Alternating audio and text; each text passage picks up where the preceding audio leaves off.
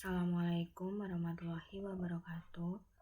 Di sini saya akan mempresentasikan mengenai materi perhitungan pihak ketiga dan koreksi kesalahan. Sebelumnya perkenalkan, nama saya Yeni Yuliana Saputri, NPM 207550032 dari Akuntansi Perpajakan 5A. Yang pertama, di sini ada kewajiban jangka pendek. Kewajiban jangka pendek meliputi yang pertama yaitu utang perhitungan pihak ketiga atau disingkat dengan PFK. Yang kedua, utang bunga. Yang ketiga, bagian lancar utang jangka panjang. Dan yang keempat, pendapatan diterima di muka. Selanjutnya mengenai akuntansi transaksi non-anggaran.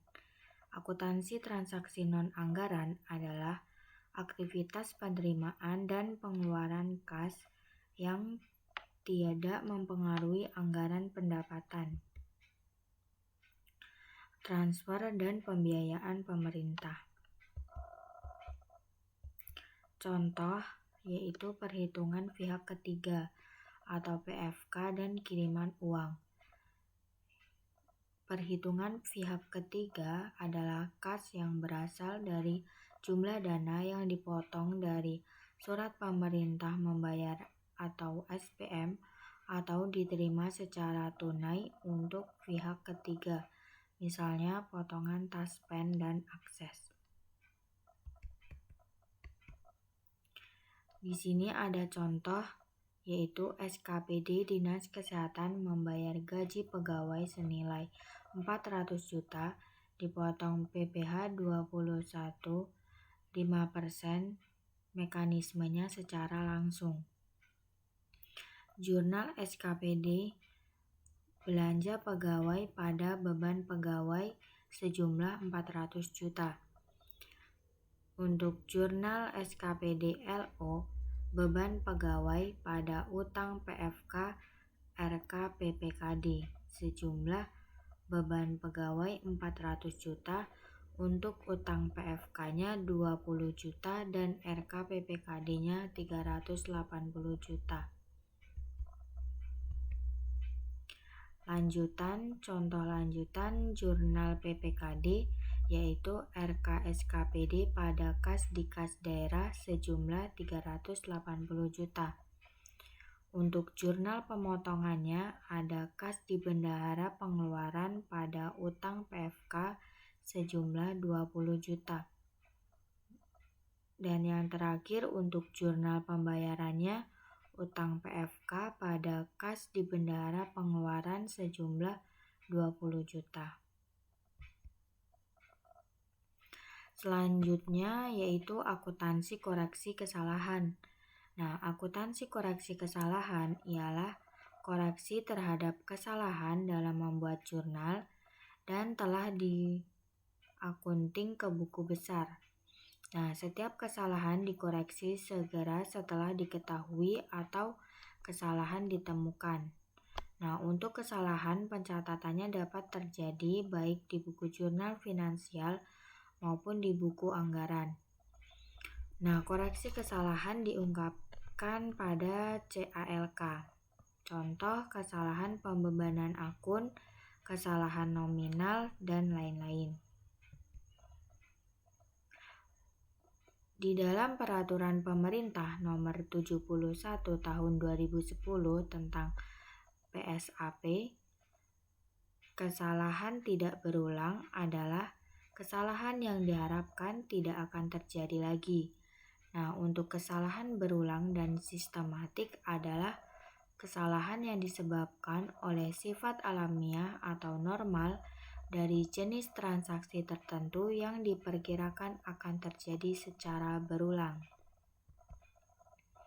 Nah, untuk kesalahan berulang dan sistematik, ini kesalahan berulang dan sistematik ini tidak memerlukan koreksi, melainkan dicatat pada saat terjadinya pengeluaran kas untuk mengembalikan kelebihan pendapatan dengan mengurangi pendapatan LRA maupun pendapatan LO yang bersangkutan.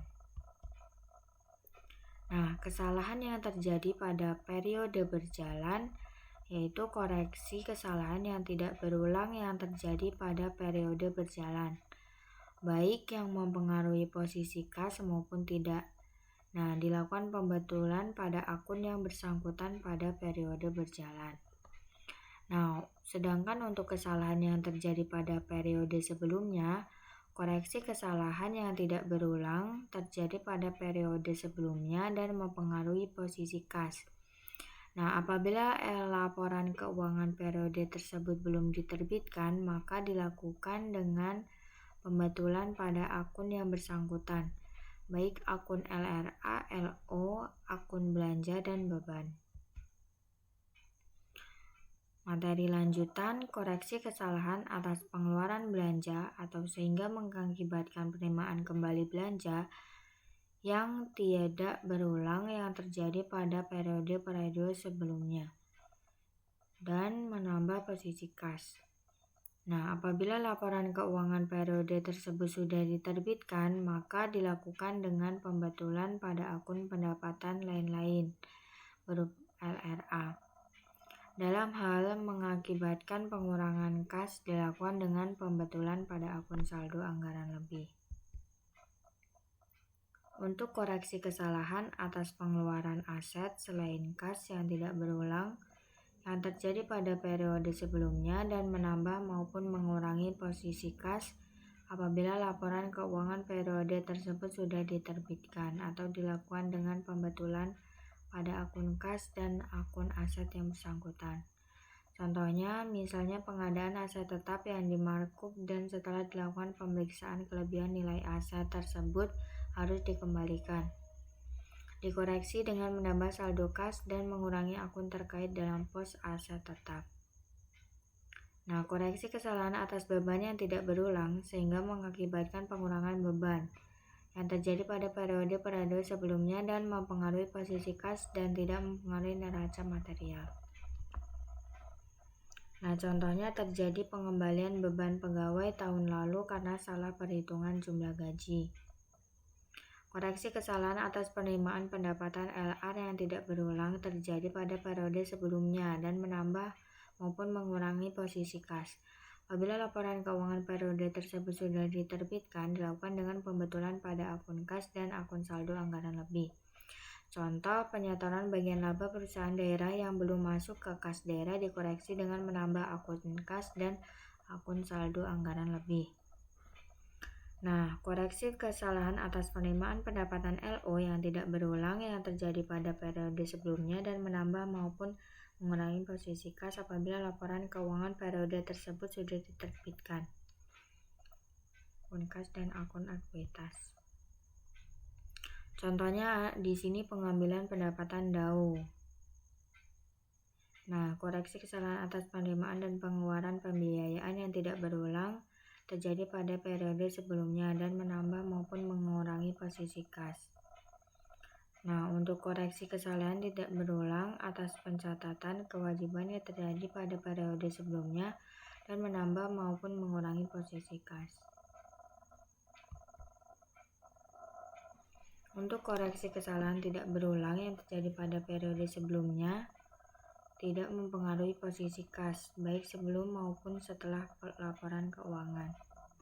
Contoh misalnya terjadi kesalahan pencatatan pembelian peralatan dan mesin dalam dicatat pada akun jalan, irigasi, dan jaringan. Dibetulkan dengan jurnal koreksi dengan membalik jurnal yang salah.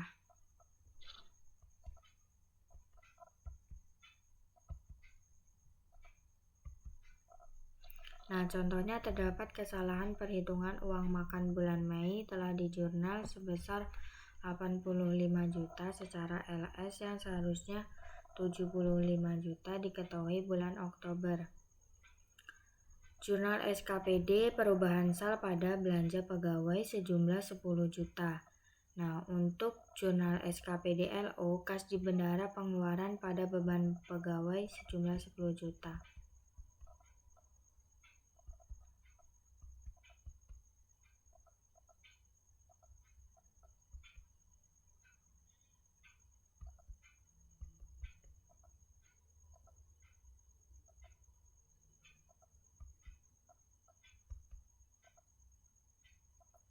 Nah, ini terdapat lanjutan lagi jurnal SKPD penyetoran, yaitu pada RKPPKD pada kas di Bendara pengeluaran sejumlah 10 juta.